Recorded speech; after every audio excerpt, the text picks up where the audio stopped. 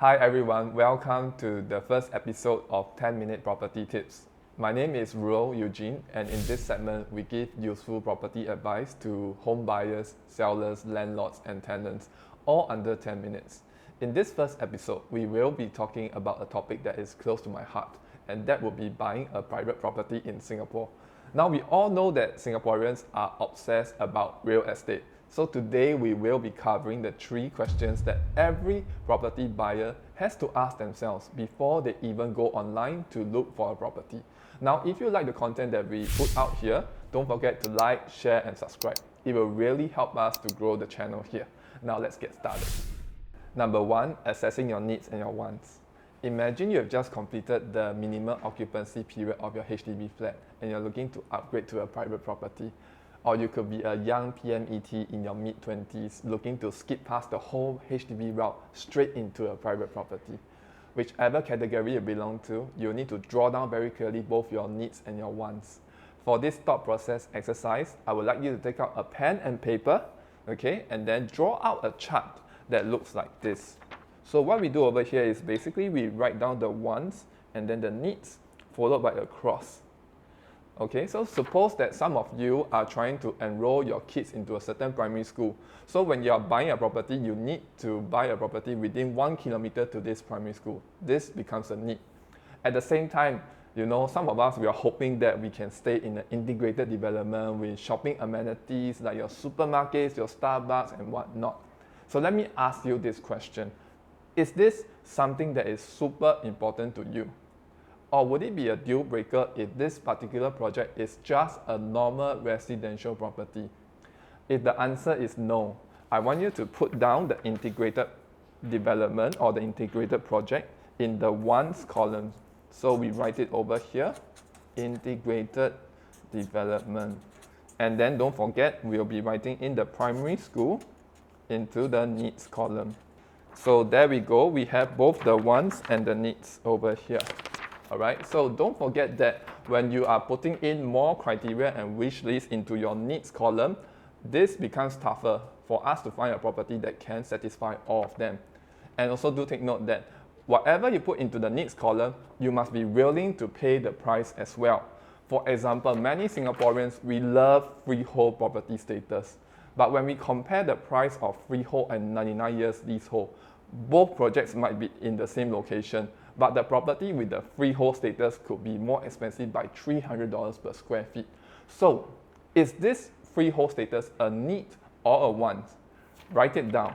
Okay, so other criteria might be including like being doorstep to MRT or having an unblocked pool, greenery or sea views, or being close to the CBD and your workplace.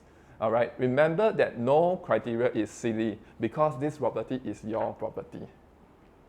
I know some of our viewers today might be saying, hey Eugene, I'm not very sure about my needs and wants. No problem, because here is a second thought process exercise that you can do to solve this riddle. I want you to take out a piece of paper and write down the 9 criteria or wish list that you want to achieve in your next property. So over here in this piece of paper, I have written near to CBD, within walking distance to MRT, or within 1 kilometer to primary school, so on and so forth. I have also written proximity to workplace as well as attractive price. Now when you're done, I want you to rank these 9 criteria and wish list in ascending order from the most important to the least important. And you can do so by writing down in another piece of paper. So I have written down in another piece of paper the 9 criteria that I feel are the most representative of what I'm looking for. So over here I have written within 1 kilometer to primary school being the first, followed by attractive entry price and walking distance to MRT. So I have put a star over here. So this 3 is my most important needs. Alright, and then the rest are those that I feel that I want to achieve but it's not the most important. So there we have it. You have this magical piece of paper here that tells you your needs and your wants. The first 3 will be your needs, followed by the bottom 6, which will be the good to haves, your wants, but they are not a total need. Now you got to be honest with yourself. because no single property can fulfill all your needs and wants. So when you're looking for a potential home, focus on those that can fulfill as many of your needs as possible. And if they fulfill some or all of your wants, that will be a bonus. It is really as simple as it sounds, but this simple thought process can work wonders. Now we go into number 2, assessing your financing. Once you are done going through the needs versus wants thought process, what you need to do next is to assess the financing of your property. Take a $2 million property purchase, for example. Are you going to pay off the entire $2 million in cash and CPF, or do you intend to take a bank loan? If you do intend to take a bank loan, you can and you should actually make an in-principle approval with the bank. Basically, the in-principle approval, or the IPA for short, is the bank's assessment of the X amount of money that you can borrow after they have gone through your income statements and credit checks. And the best part of this whole entire process is that it is totally free of charge, because this is the bank's value-added service to secure you as their customer, so you might as well leverage on their service. But do take note that self-employed workers such as your flight attendants, your business owners, insurance agents, and property agents such as myself, for example, we are all subjected to a 30% haircut, which means that only 70% of your income can be recognized for the bank loan assessment. And furthermore, buyers who do not own a credit card may have some difficulty securing the bank loan because the bank doesn't know how good of a borrower you are. So make sure that you apply for a credit card after watching this video if you have never owned a credit card in your life. Going back to the topic of financing, for Singaporeans purchasing their first private property, the bank can actually help you to finance up to 75% of the property price. But you will still need to come up with 5% booking fee, which is payable only by cash. That leaves you with the remaining down payment of 20% that you can either pay by cash or CPF.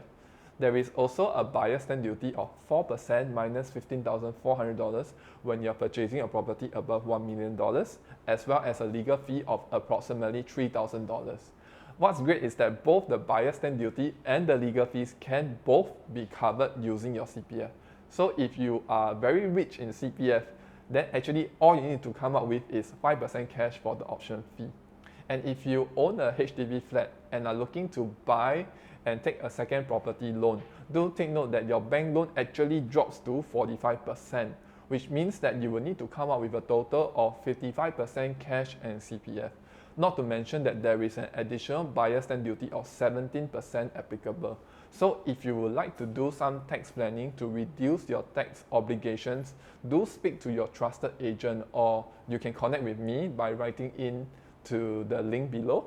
Now, there are so many scenarios and too little time to explore all the different scenarios in this video. So once again, do speak to your trusted agent, or you can connect with me in the link below. Finally, we have reached the last point, which is number 3, assessing your risk appetite.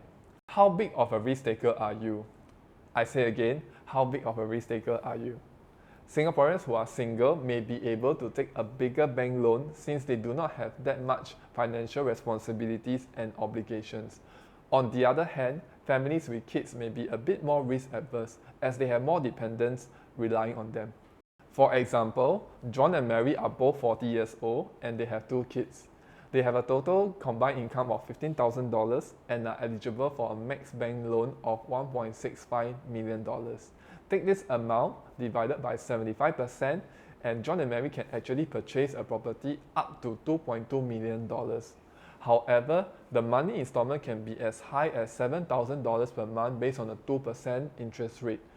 And not to forget, they have their enrichment programs and the kindergarten fees for the kids, which work up to $2,500 per month. And we also have their monthly car loans, insurance, food expenses, and that will work out to another $3,500 per month. They are not prepared to pay another $7,000 in bank loan just to get a property. So we reverse engineer the comfortable bank loan that they are willing to go for, which also allows us to ascertain the maximum property price that they can go for. John and Mary are okay to pay $5,000 per month for their dream home.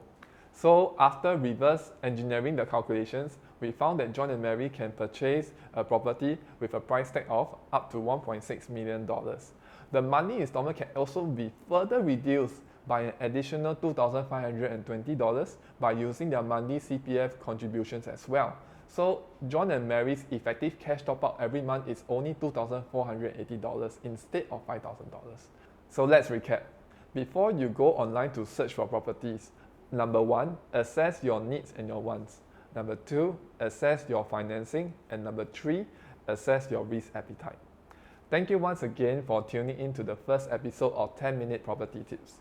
If you find the content we put out here is good, don't forget to like, share and subscribe because it will really help us to grow the channel here. Take care and I will see you in our next video. Bye.